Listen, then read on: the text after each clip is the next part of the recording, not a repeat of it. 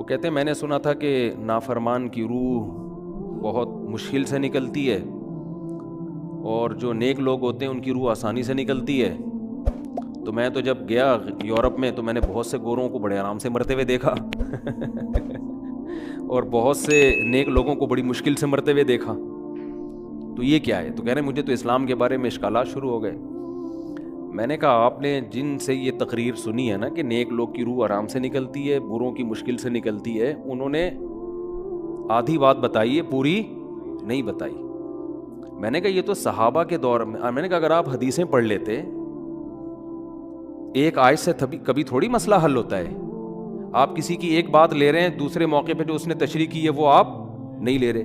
میں نے کہا معاذ اللہ، اگر کسی کی کوئی موت کی کسی کو بہت تکلیف ہو رہی ہے، یہ اس معاذ اللہ اس کے برے ہونے کی علامت ہے، تو یہ تو پھر کفر ہے. احادیث میں آتا ہے کہ آپ صلی اللہ علیہ وسلم کو موت کی تکلیف دوسروں سے زیادہ ہوئی ہے. آپ صلی اللہ علیہ وسلم فرمایا اوعکو کما یوعکو رجلان منکم، مجھے بخار میں اتنی تکلیف ہوتی ہے جتنی تم میں سے 2 آدمیوں کو ہوتی ہے. آپ پر جب بیماری آتی تھی نا، آپ کو تکلیف دوسروں سے زیادہ ہوتی تھی.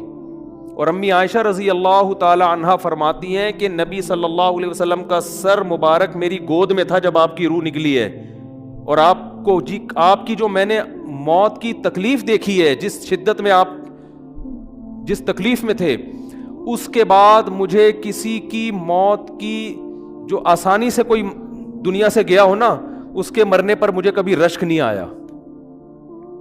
رشک کا کیا مطلب؟ کہ بھئی یہ اتنی آسانی سے چلا گیا تو اس کا مطلب یہ زیادہ اچھا تھا، اور معاذ اللہ آپ صلی اللہ علیہ وسلم کے اعمال کم تھے، تو یہ تو ممکن نہیں ہے نا. کہتے ہیں مجھے کبھی کسی پہ رش نہیں آیا کہ آرام سے مر گیا تو بہت نیک ہوگا. ٹھیک ہے نا، بہت مشکل ہے سمجھانا. امی عائشہ فرماتی ہیں کہ یعنی امی عائشہ کی حدیث کا مفہوم بیان کر رہا ہوں کہ نبی صلی اللہ علیہ وسلم کی موت کے وقت جو تکلیف کی حالت تھی، اس کو جب سے میں نے دیکھا ہے، تو امی عائشہ کی بات کا خلاصہ یہ ہے کہ اب اگر میں کسی کو دیکھتی ہوں نا کہ آرام سے روح نکل رہی ہے، یعنی آرام سے مر رہا ہے، دنیا سے جا رہا ہے، تو مجھے اس پہ رش نہیں آتا کیونکہ بہت نیک ہوگا. کیا مطلب؟ اس کا نیک عمل سے تعلق بولتے کیوں نہیں ہے. لیکن ہمارے ہاں سارا مدار کس پر ہے؟ مرنے کے بعد شکل کیسی ہے اس کی؟ آڑا ترشا ہو گیا تو جہنم میں جا رہا ہے، اس کا مطلب. اور اگر مرا ہوا ہے، دانت کھلے میں، ایسا لگ رہا ہے مسکرا رہا ہے، تو سیدھا کہاں جا رہا ہے؟ او بھائی، اگر خدا نخواستہ کوئی لکوے کا مریض تھا، کوئی فالج کا مریض تھا، وہ تو مرے گا تو اس کا تو بیچارے کا ہوگا تھوڑا سا چہرہ بھی ٹیڑھا ہو سکتا ہے، کچھ بھی ہو سکتا ہے، نیک لوگوں کا بھی ہو سکتا ہے. تو مدار کس پر ہے؟ اعمال پر. اور نیک لوگوں کو بعض دفعہ موت کے وقت ڈبل تکلیف دی جاتی ہے. ایک تو اس لیے دی جاتی ہے، یا تو اس لیے کہ کوئی گناہ ان کا باقی رہ گیا ہوتا ہے. اللہ کیا کہتے ہیں؟ بھائی قبر میں جانے سے پہلے اس کو ہمارے پاس دھلا کے لے کے آؤ، صاف ستھرا ہو کے. اب ہمارے پاس آ رہا ہے تو اب ہم نہیں چاہتے کہ اس کے گناہوں کی گٹھری ہو، اس کو پاک صاف کر کے لے. میں نے بڑے بڑے بزرگ دیکھے جن کو آخری وقت میں بہت مصیبت میں گزری ان کی، یعنی زندگی کے آخری ایام، بیٹیوں کی ٹینشن، کسی بیٹی کو طلاق ہو گئی، وہ گھر آ گئی، کوئی اور مسئلہ ہو گیا، تو بڑی ٹینشن میں آخری وقت. لیکن وہ زبان سے کیا کہتے تھے؟ شکر، کہ یار شاید اللہ تعالیٰ ہمارے گناہوں کو معاف کرنا چاہتا. اولاد کی حدیث میں آتا ہے کہ انسان کو اس کی گھر والی کی طرف سے، اس کی اولاد کی طرف سے، اس کے جسم کی طرف سے تکلیفیں پہنچتی رہتی ہیں اور اس کے گناہ معاف ہوتے رہتے ہیں، حتی لقی اللہ طاہرا مطہرا، جب اللہ کے پاس آتا ہے نیٹ کلین، بالکل گناہوں سے پاک صاف ہو گیا. لیکن یہ تکلیف وہ ہوتی ہے جس میں صبر کی توفیق بھی ملتی ہے، کیونکہ اللہ دے رہا ہے نا تکلیف، اور اللہ سزا کے طور پہ نہیں بلکہ کفارے کے طور پہ، تاکہ ہمارے پاس آئے تو صاف ستھرا ہو گئے. تو اس تکلیف میں پھر صبر کی توفیق، اس لیے علماء کہتے ہیں جس تکلیف میں صبر کی توفیق مل رہی ہے، سمجھ لو یہ رحمت ہے. یہ کیا ہے؟ رحمت. یہ اللہ آپ کو بنانا چاہ رہا ہے کچھ. اب لوگ کہتے ہیں یہ والی تکلیف کیوں، وہ والی کیوں نہیں آئی، یہ تو بہت زیادہ ہو گئی.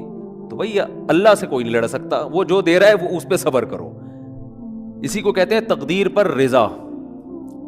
جو اللہ نے مقدر کیا ہے بس ہم اس پہ کیا ہیں؟ کوشش کریں گے، اللہ سے عافیت مانگیں، اے اللہ ہمیں تکلیفیں نہیں چاہیے. ہم تو ویسے ہی کمزور ہیں, ایسا نہ ہو تکلیف میں اور ہی نافرمانی پہ نہ آ جائیں. ہمیں تو خوشیوں بھری زندگی چاہیے, اور اللہ ان خوشیوں میں شکر کی توفیق دے کے گناہ معاف کر دے, ٹھیک ہے نا. جیسے لوگ حکیم کے پاس جاتے ہیں, حکیم صاحب کے پاس 2 طریقے ہوتے ہیں علاج کے. ایک طریقہ تو یہ کہ بھائی یہ کڑوی گولی ہے, 2-3 کھاؤ گے فٹ فاٹ ہو جاؤ گے, اس میں یہ بھی پرہیز, یہ بھی پرہیز, یہ بھی پرہیز. اور ایک طریقہ ہوتا ہے بھائی دودھ جلیبی کھاؤ, علاج لمبا ہو جائے گا, لیکن وہ دوا میں کیا ہے, دودھ جلیبی.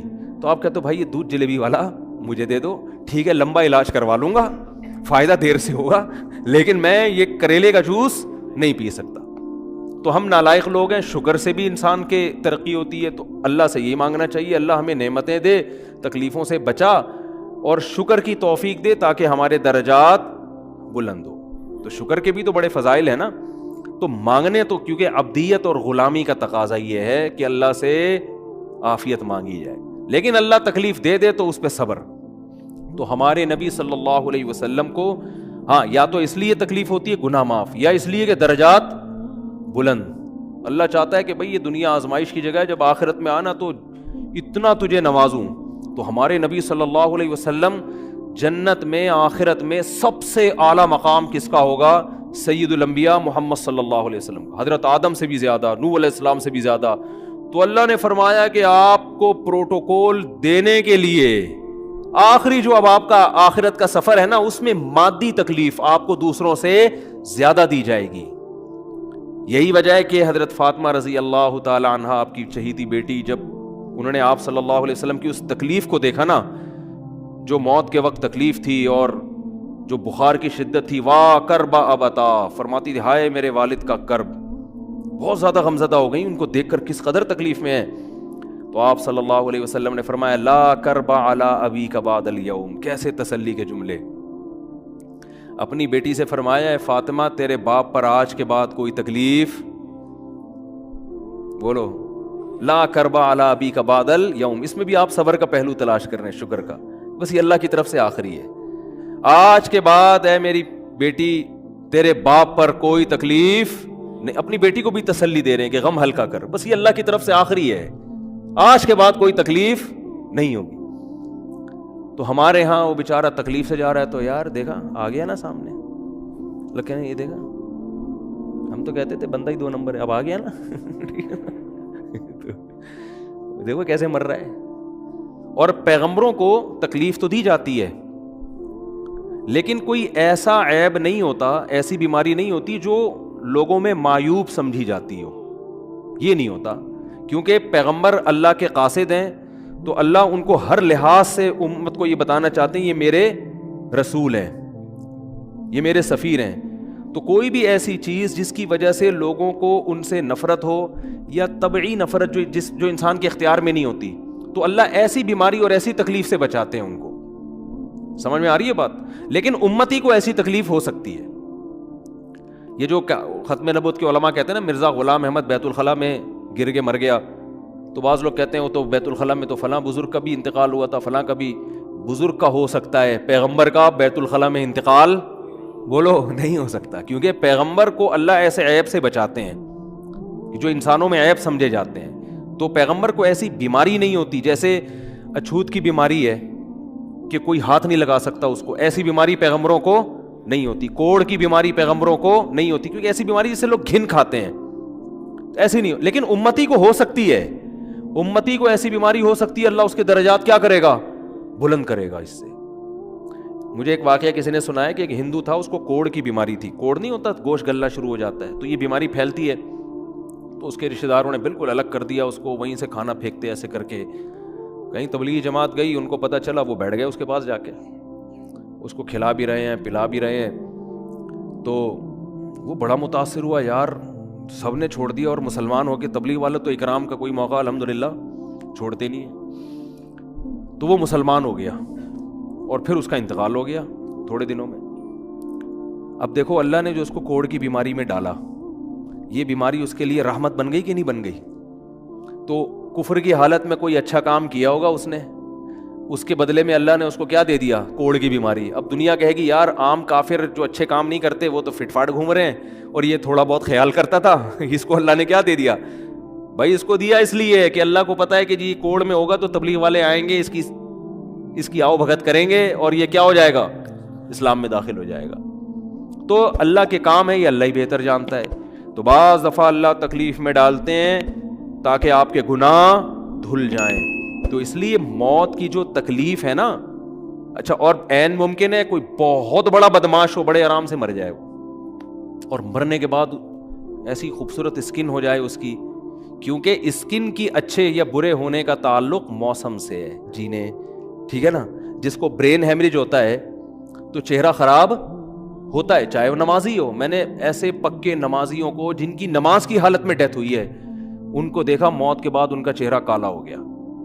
یہ بری بات نہیں تھی، یہ کالا اس لیے ہو گیا کہ برین ہیمریج ہوا، رگ پھٹی ہے تو بلیڈنگ ہونا، اور ہارٹ اٹیک بھی ہوا پھر ان کو. تو ڈاکٹر کہہ رہے تھے ان کو جلدی دفناؤ کیونکہ یہ بہت جلدی ان کا جسم خراب ہو جائے گا. حالانکہ پھر میں نے خواب میں ان کو جنت میں بھی دیکھا.